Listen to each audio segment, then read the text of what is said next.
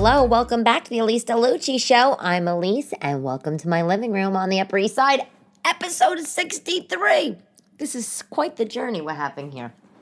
Fact of the day, the Mona Lisa has no eyebrows. You know, the painting, this is fact. This is a fact. This is true. I feel like I need to beg to differ. I looked at the painting. I thought I saw on the right side a thin brow. A thin, overly tweezed brow on the right side, but apparently the painting doesn't have any brows. I actually saw the Mona Lisa. I think I was in Paris at the Musée d'Orsay, which is what fancy British people call it. It's like really how I would say it is the Musée d'Orsay, which I probably am also butchering it. But anyway, I think that's where I saw the Mona Lisa a bunch of years ago, and I didn't even notice the brows. The painting is so interesting, but I wasn't honed in on the detail of the brow. But apparently, she's browless. And if you're the painter, how do you forget to paint the brows?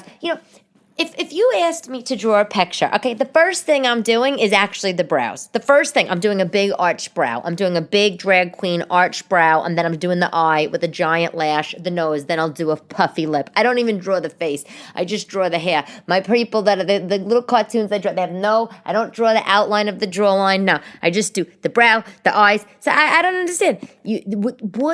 How, and why do you leave out the eyebrow? Anyway.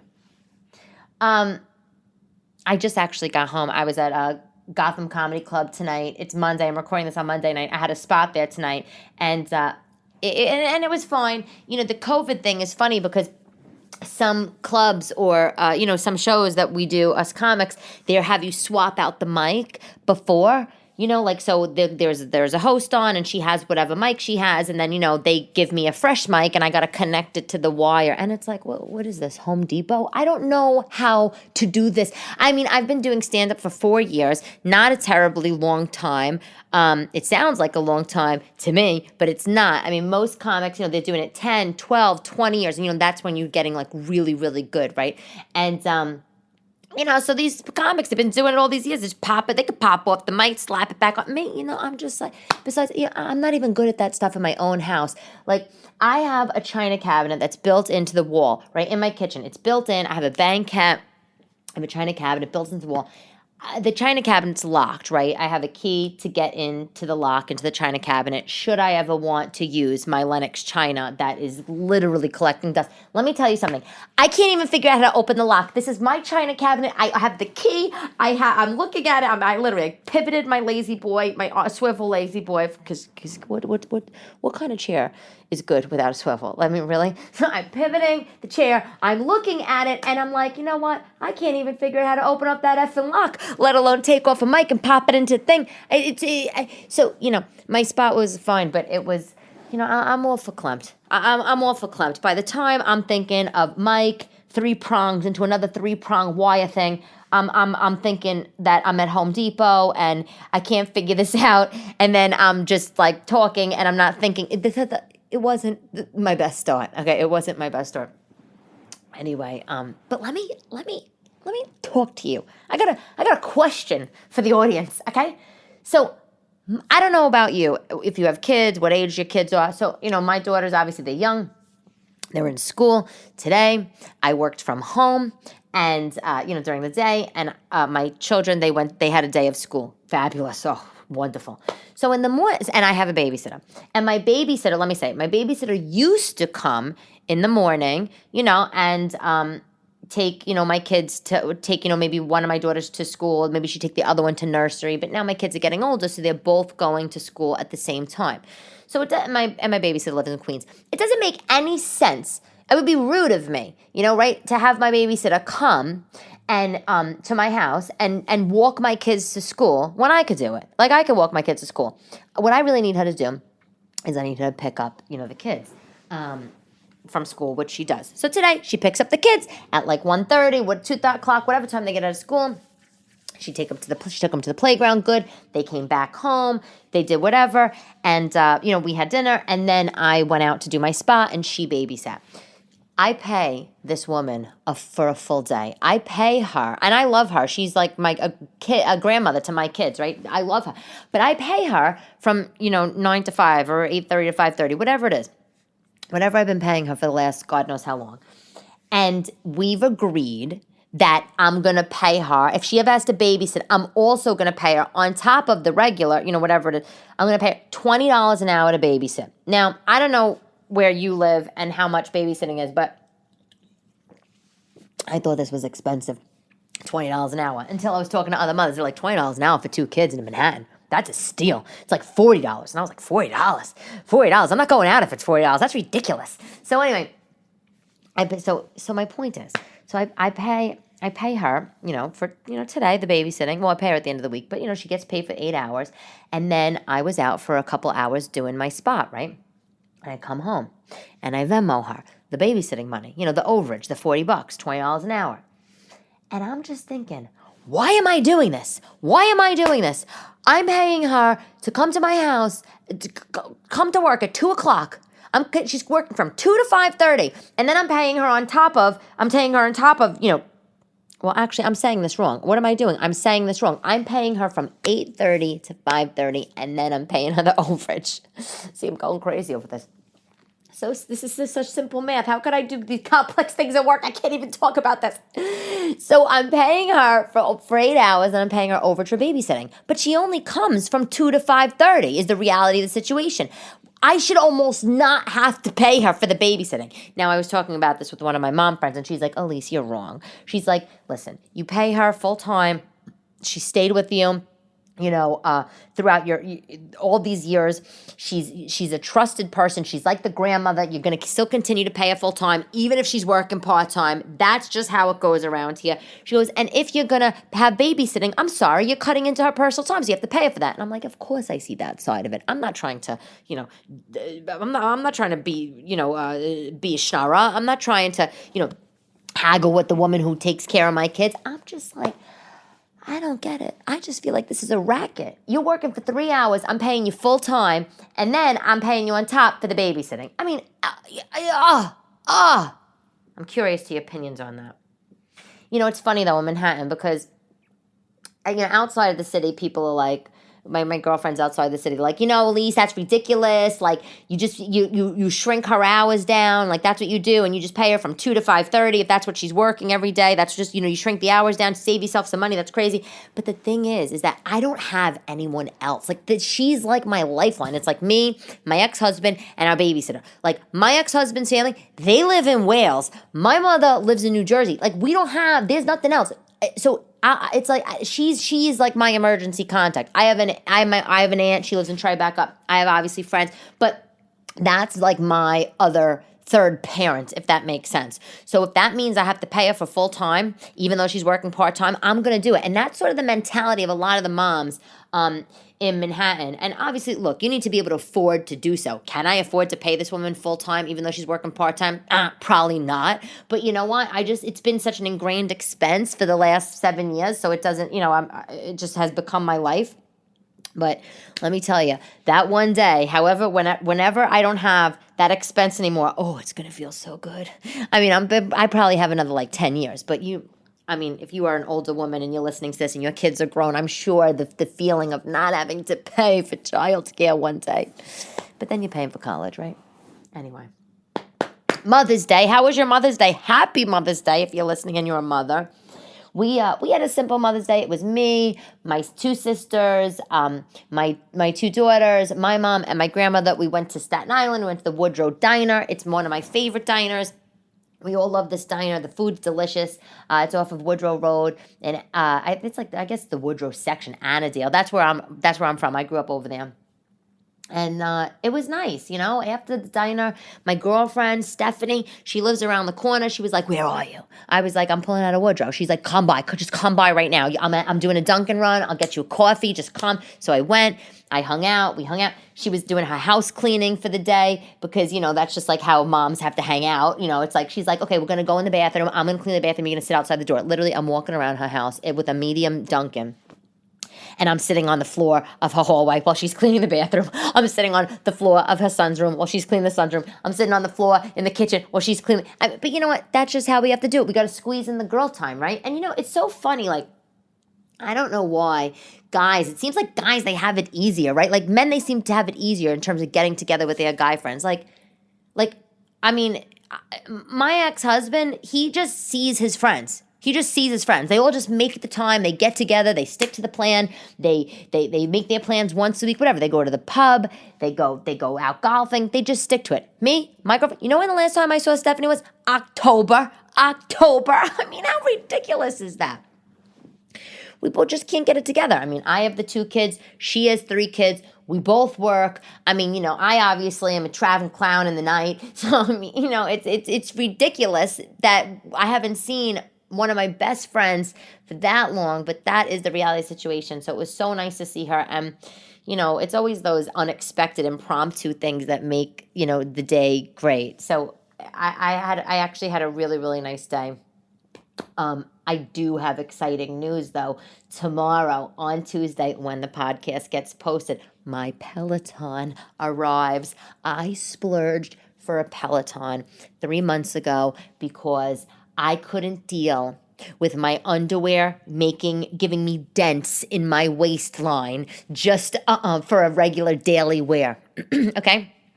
I felt the fat rolls on my stomach. I mean, like, that's just the reality situation. And everything was closed, and I downloaded some stupid apps trying to work out on the floor in my house, and I'm rolling around on furry leopard wall-to-wall carpeting, and I'm getting, dust bunnies in my hair, and I'm sweating, and I'm just like, this is disgusting. Like, I barely have room, and I'm trying to do splits and lunges on the leopard carpet. It wasn't working. So Stephanie got a Peleton. Her husband was so cute. He surprised her with it for Christmas. Another friend of mine has the Peleton. And these girls, they're swearing by it. They're like, I love it. So you know what? I was just like, I'm just going to do it. I don't care that we're nearing towards the end of the pandemic. This is 3 months ago. So I get the bike. I order it. They tell me, it's not going to come till May. I'm like, May? The whole world's going to be vaxxed by May. SoulCycle's going to be open in May. What do you mean May? But you know what? Honestly, I really am happy that I got it. I don't have it in my possession yet, but it's funny, that Peleton. I don't know if I told you when I bought it. I don't know. But the bike is so damn expensive. And then you have to join. You got to join $30-$40 a month, for the membership, which that kind of shit annoys me because it's like I'm already spending, I don't even know how much, like a whole week's salary, a whole paycheck, a whole month. I don't even know how much it is anymore. I blocked the amount of money of the Peleton out of my effing mind because I can't comprehend how much money I spent on an exercise bike, right? This is the Nordic track of 1992. I mean, come on, let's be serious with each other. So I buy the bike, and it's like, that already was so expensive. And then they're like, oh, okay, so every month you're going to spend $40 a month and blah, blah, blah. And I'm just like, $40 a month? Like, this is a cost that only goes up. When have you ever had a membership cost or a monthly expense or some cloud storage shit in the iTunes store or your New York Times subscription where all of a sudden you get an email and they say, good news, your bill went down every month? Yeah, no, guess what? Never happens, okay? So I basically just signed myself up for a lifetime of bills. You could still use the bike if you don't want to sign up for the Peleton service, but then what fun is that? Then you can't take the classes, and that you basically just you're just a freaking cheapskate. Like, oh, is that your Peleton? Oh, how do you like it? Oh, I like it. It's good. Yeah, but I don't use the Peleton service. I just do the bike. I just put my iPad on it. Like if I was gonna do that, I would have just got any old spin bike, right? I have no idea where I'm gonna put this bike.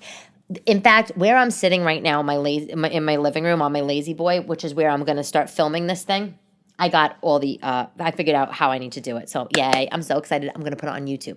I'll let you know when that happens. But I also told myself I'm going to put my Peleton here, which is hilarious because, excuse me, I need to take a sip of seltzer. I'm dying of thirst. Is that my living room's not that big. And I have there was a closet in my living room before I bought the place, right? And when we got the place, I took the closet doors off, and I made a library. Put bookshelves on either side of the closet and a little chandelier. It looks beautiful. This library is everything to me. I got real books, obviously, on either bookshelf, my photo albums, I got tchotchkes there. And anytime somebody says, like, oh, where are you going to put that? Oh, here, Elyse, here's a little tchotchke, a little angel from the Hallmarks, or little precious moments tchotchke. Where are you going to put it? I'm like, in my library. My library is AKA closet with the doors off. Okay, let me just be clear about that. So when I'm in the store at the Peleton store on Madison Avenue in Manhattan 3 months ago, they're like, where are you going to put this? I'm like, in my library. The girl's like, oh, that's so nice. You have a library. Wow, that sounds really lovely. Just so you know, the delivery men, they come, they bring the bike up, they assemble the bike, to make sure it fits, great, whatever. We're not going to have to worry about that because it's in your library. How big's your library? And I'm like, oh, I don't know, 2 feet by 1 foot. She's like, what? I'm like, yeah, it's really a closet with the door off. I have no idea where I'm going to put this fucking bike, honestly. I'm looking right now. I have no idea. And it might have to go in my bedroom. So, which my bedroom is small as it is. My bedroom is, I don't even know, 14 by 14 maybe. For Manhattan standards, that's living large. But, out, I know you girls probably, and guys, you have houses and you probably have a ginormous bedroom. Your bedroom is probably the size of my entire apartment. I hope the bike doesn't have to go in there. But I'm excited. I can't wait to tell you about it. I got the bike, and then, of course, I needed the shoes, because what am I going to do on a spin bike without the spin shoes? And then they had a package, because, I'm just like, ridiculous. I got the shoes, a mat for the bike, and the earbuds. I got like that. They had this little combo package, and it was like an extra $200. I was like, well, if I'm already buying this ridiculously expensive Willy Wonka gold bar of bike of all bikes, I might as well get the package that goes with it. What am I going to do? I'm going to do the Peleton and my Reeboks with my earbuds in. I mean, like, I'm not going to half-ass it. I'm already down the rabbit hole. Anyway, yeah, it's going to be good. You know what I really hope? I really hope that the bike doesn't come and I do it 3 times, and then, next podcast, I'm like, yeah, I love the Peloton's amazing.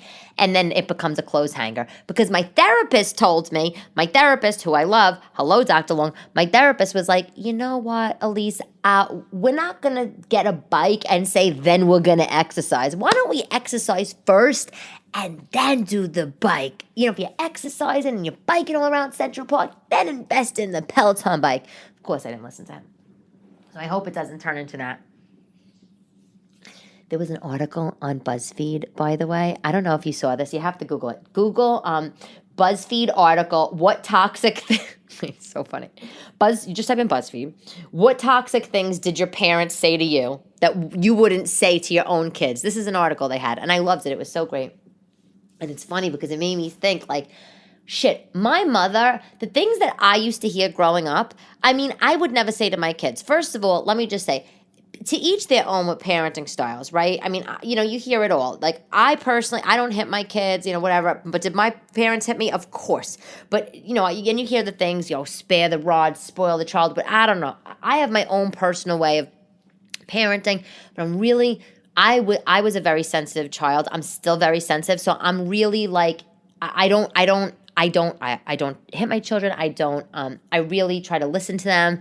I try hard not to yell. Does that work out?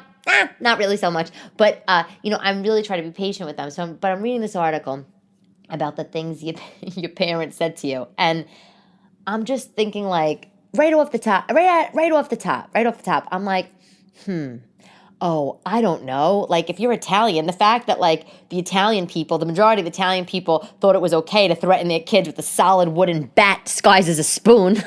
Like, anything you did wrong, the spoon just comes out. And can you imagine today watching, like, I don't know, Gossip Girl or one of these shows that take place in Manhattan, or, I don't know, Real Housewives of New York, and the mother's getting mad at the kid and then just whips out the giant wooden spoon? I mean, I would be arrested. Literally. They'd call DYFS on my ass. I wouldn't even mother anymore. It would be terrible. But some of the things in the article are so funny. Like, but they also break them down. So some of the things, one is because I said so. Just get over it and calm down. Oh, you're being so sensitive about that. one of them was funny. The girl said, which it's not really funny, it's fucked up. But she's like, my mom was always on a diet. She is still on a diet, and growing up, she always constantly talked about her weight, and she used to beg her daughter in high school to go on a diet with her. The mother used to say, "Come on, go on a diet with me, go on a diet with me." And now the poor girl, has body dysmorphia. It didn't say her age, but it's like, was that the mother's passive aggressive way of telling the daughter to lose weight? Or was the mother really trying to lose weight and just wanted a diet buddy? Because it's like, honestly, dollface, that's what Jenny Craig is for. Call up Jenny herself and say, can you be my diet buddy? Not your daughter. But some of the things, like I could still relate to them. One of them specifically was like the mother saying, oh, you're being so sensitive. My family still says this to me. I'm sensitive about a lot of things. And I'm probably so sensitive that I have probably some issue, right? And it's funny because I don't look sensitive. I don't sound sensitive. I come off aggressive. I have this sort of guttural voice, but I'm really sensitive. And, it's like in the article, they say like, the translation of, oh, stop being so sensitive about that. The translation is like, I don't like that you're so offended or hurt by what I said. So now I'm just going to make the real problem all about you. And that's true. I mean, but when you really think about it, like what is this crazy stuff that we used to hear growing up? I mean, I have respect for my mother, so I'm not going to I'm going to sit on the podcast to the public and say some of the fucked up crazy shit she said, but some of the stuff my mother, you know what? I just think that when you're a parent, when you're really in the thick of it, we're a little too sensitive these days. I actually agree with that. Like in general, parenting in general, people are very sensitive these days. Nobody's going to be perfect. I mean, come on. And when you're in the thick of it, if you're a mother, or if you are not a mother or a father, and you have your siblings or mothers or whatever, you're watching people parent. I mean, come on. You can't help but to sometimes just lose your fucking cool, right? One time I was at Whole Foods with my older daughter. She was about 2 years old, and we were checking out, and this kid just went into complete lockup mode. You know that lockup mode? Like I took her out of the out of the shopping cart. So we paid for the groceries. Well, let me say, we're at Whole Foods, blah, blah, shop. Get to the register, pay for the groceries. I take her out of the shopping cart, her little 2-year-old body, and then I went to put her on the floor, and she locks up her body, stiffens her body up, and then she just falls over, keels over, screams, tantrum, right in the middle of Whole Foods in Tribeca, because at the time I lived in Battery Park. And I was literally freaking out. I didn't even know what to do. I mean, I actually wasn't yelling at my 2-year-old, but I was like, get up, what are you doing? Get up, laying just out on the floor. So just wailing. I had to get on the floor myself and lay next to her, stiffen up my body as well. Do the same. I thought maybe if I mirror her, if I do some sort of psychology, you do a psychology trick on her, she'll ease up. 2-year-old. There we are in Whole Foods, Tribeca, mother and daughter laying on the floor. Can you imagine the cement, disgusting, filthy floor? People are stepping over us like fucking roadkill. Okay, like roadkill. No one in Manhattan, because everybody's, especially downtown, everybody's busy, can't be bothered. Nobody even bothered to say, to me, do you need help? Whatever. And I'm cursing under my thing. And to be honest, I think I didn't say anything terrible, but in the thick of it, I have no idea. And that's just what it's like. That's just what I'm right. I mean, so on one hand, I think, I could never say some of this shit that I heard growing up. I could never. And obviously everybody else agrees with it. It's all up in this BuzzFeed article. But on the other hand, I have the 2 girls. They're 17 months apart. They drive me effing crazy, as you know. So, I mean, things happen. But it's funny. You need to check it out. New show I found on Netflix. I only watched one episode of it, but I thought it was cute. It's called Worn Stories. Worn, like WORN. And it's a docuseries, and basically it's about real people and their favorite item of clothing. And I thought that was like kind of cute. I mean, at first I was like, this is going to be a little weird show. But then I got into it, and I watched the episode about this girl and her favorite coat. She bought a sample sale in the city somewhere in Manhattan. And I think it's cute. It's quirky. It's fun. It's literally one of those shows when you just want to have the TV on and you just want to zone out and you don't even want to have to think and you don't want to. It's not like that Mayor of Easttown that I was telling you last week. That show with Kate Blanchett. That's totally intense. I watched the four. I think it's the fourth episode last night. I had nightmares. I'm not going to spoil it for you. It was so good though, but I literally had a terrible night's sleep. But this one story is on Netflix. It's just a chill out kind of thing. I loved it, and it made me think. You know what my favorite piece of clothing was? I'm sure you all have your own favorite piece of clothing. My favorite item of clothing that I have, is a velvet and silk kimono jacket. I know you're like, what's with this girl? She got leopard wall-to-wall carpeting. She's going around wearing kimonos.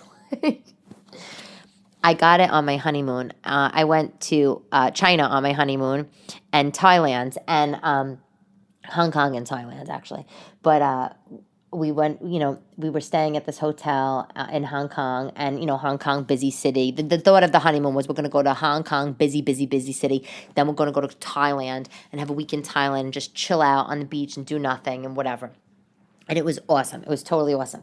A little far to go for your honeymoon, just saying. Little far. Could have went to Aruba. Still the same experience. I could have went to Miami for shopping and then to Aruba to relax. But no, why not make your life even more difficult than it already is after the wedding? And of course I went the day after the wedding. Why wouldn't I? I wanted to have the traditional experience.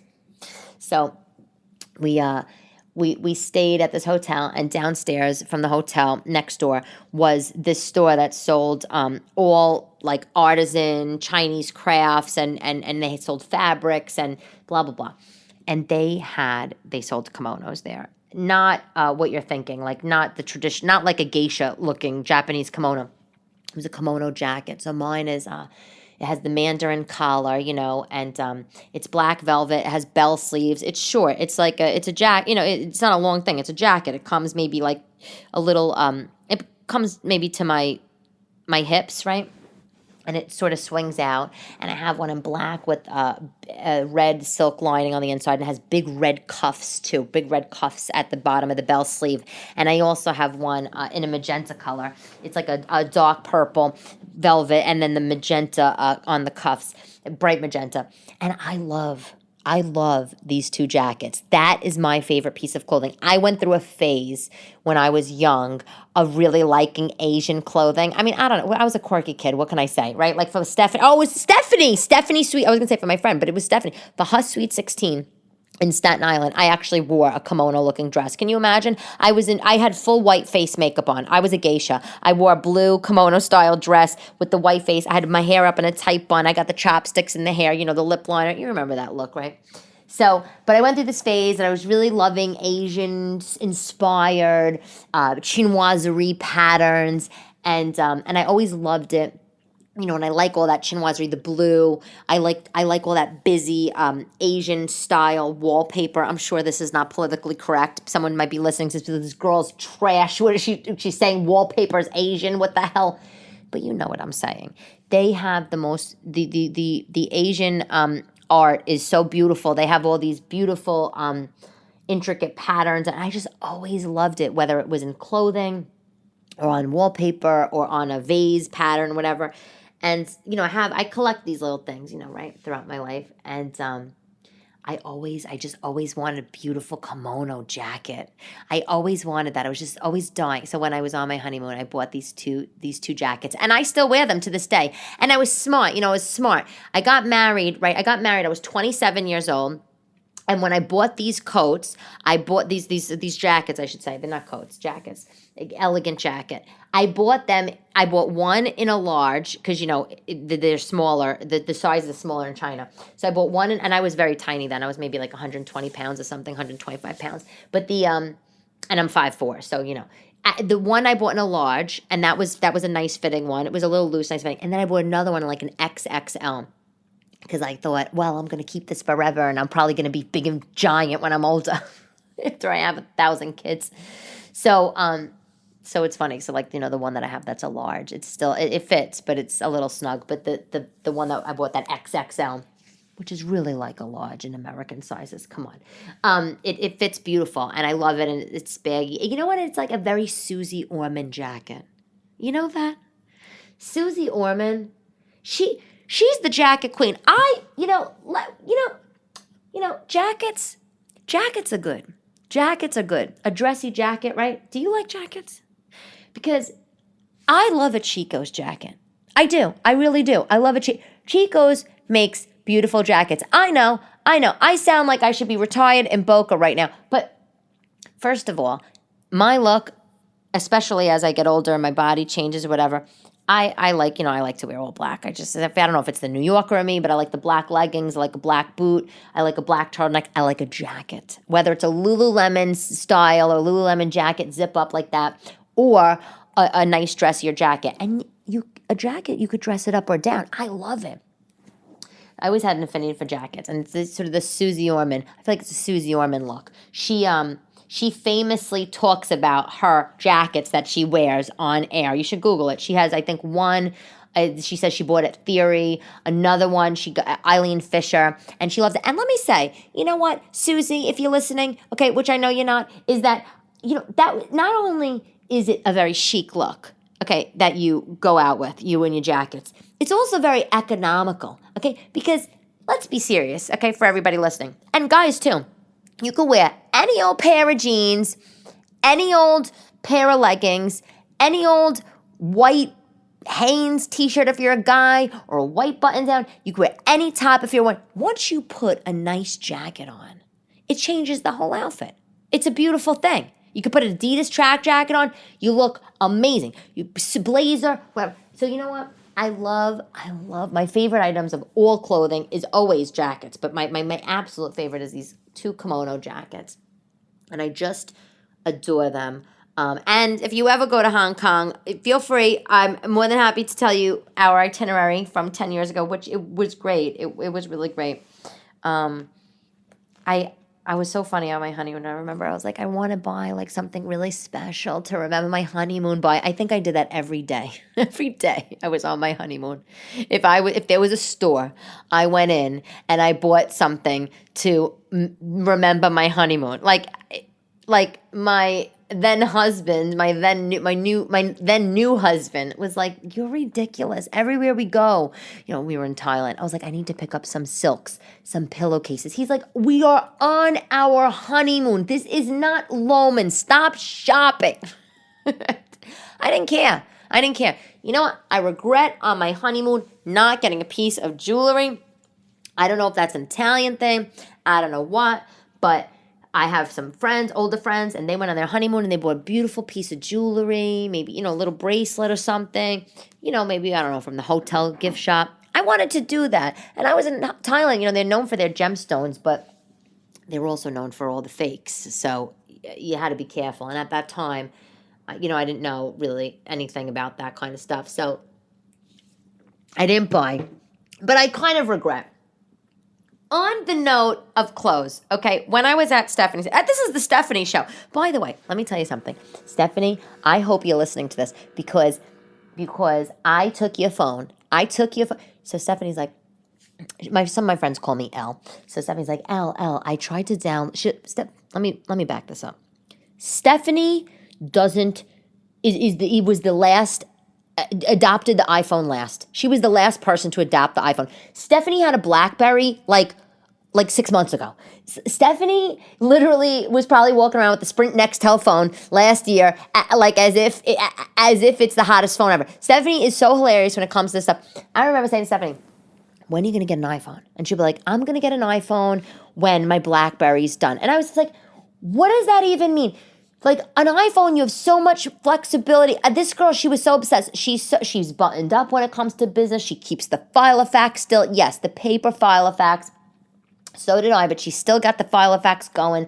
That shit's jammed with the notes and the Post-its and the Post-it thing. And she had the BlackBerry, very organized, right? And I was begging her to get an iPhone. So she gets she finally, I don't know, her husband got her to get her iPhone. She gets the iPhone. She's on Facebook. That's it. I said, Stephanie, can you join Instagram? Can you please join 2019, 2020, 2020? Can you please join Instagram? No. I'm like, you're missing out on everybody's life. I post all my pictures on there. Can you please? No. Fine. So she says to me at her house the other day, Elle, I tried to download the TikTok, because I know you're doing these videos. I'm like, you don't even know. I have a whole life on there you don't even know about. It's hilarious. She knows nothing. I have to like call her and hold up a phone and show her a video. I mean, it's ridiculous. If I wanted to see it, but I don't because she has 17 kids. So you know how that whole thing goes when you're a busy mother working.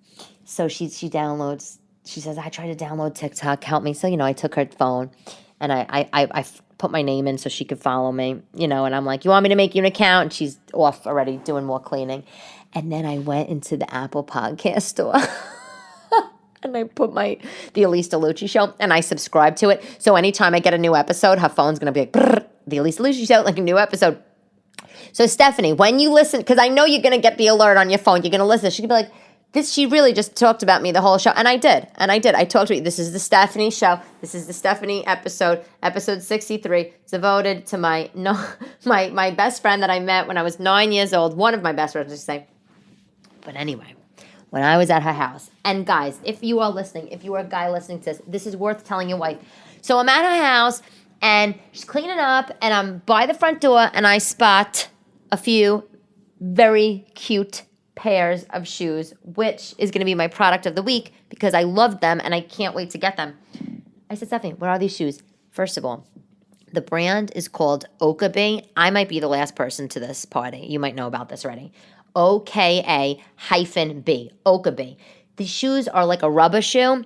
And she's like, this is Stephanie. She's so funny.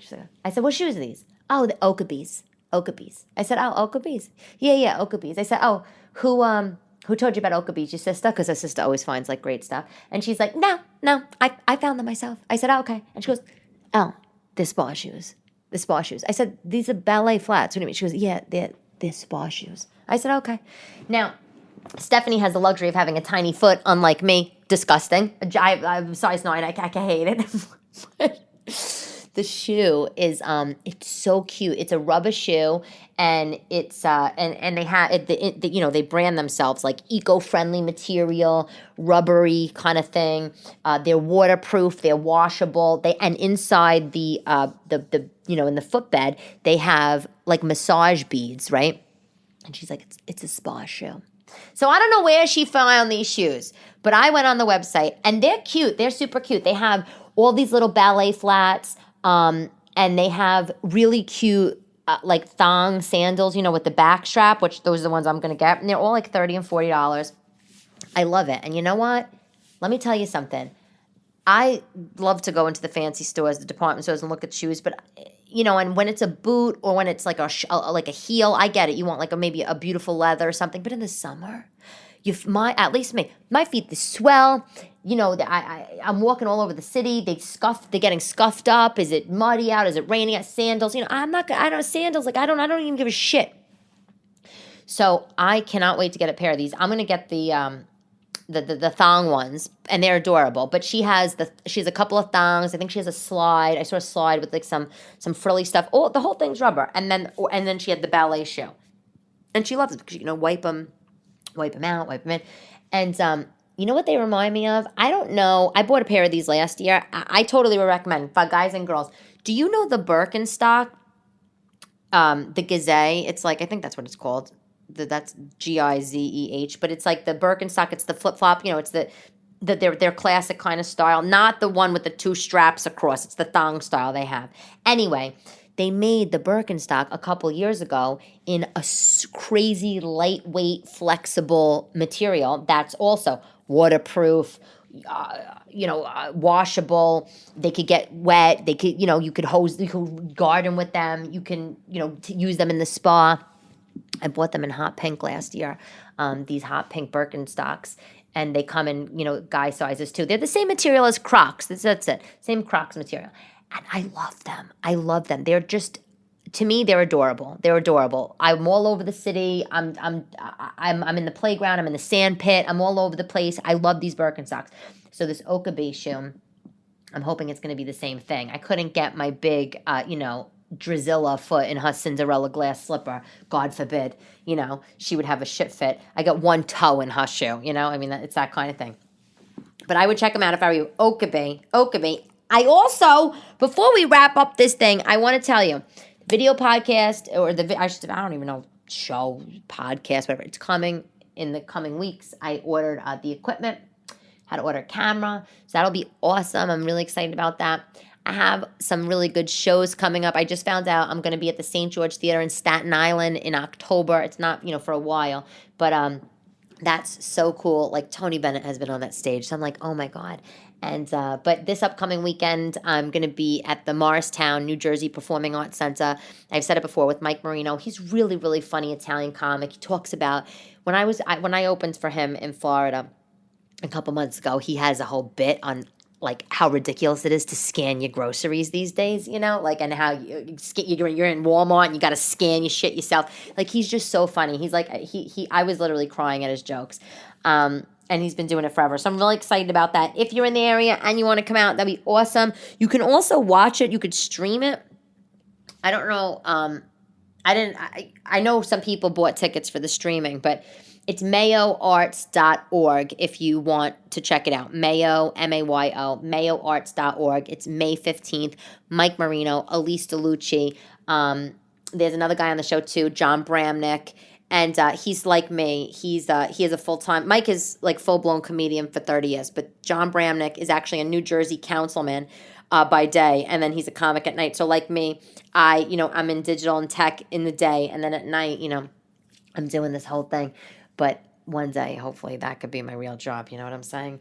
But if you want to watch it, stream it. If you're not in New York, that would be fun. But yeah, I'm so excited. It's so great to be back out doing stand-up. It's definitely a little weird because, we've been doing these weird Zoom shows, us comics, and, and then the swapping out the mic, Home Depot style.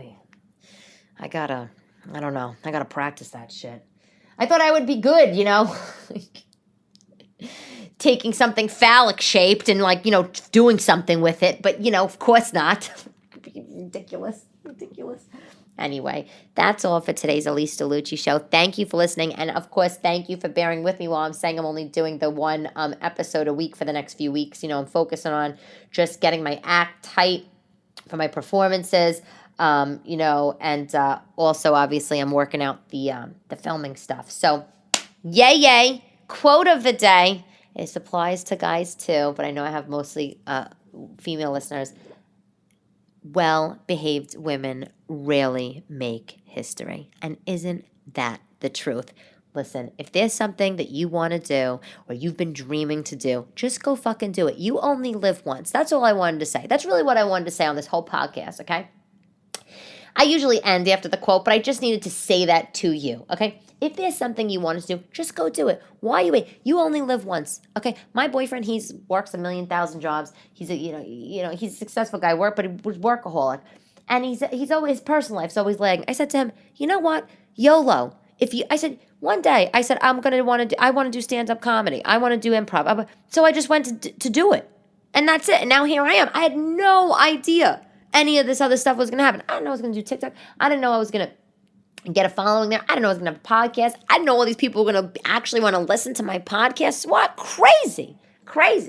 YOLO. Well-behaved women rarely make history. And fuck anybody that tells you that you can't do something. That's insane. You can do whatever you want.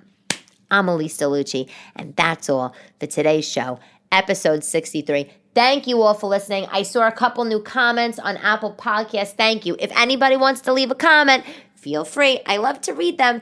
Thank you. Talk to you soon. Bye-bye.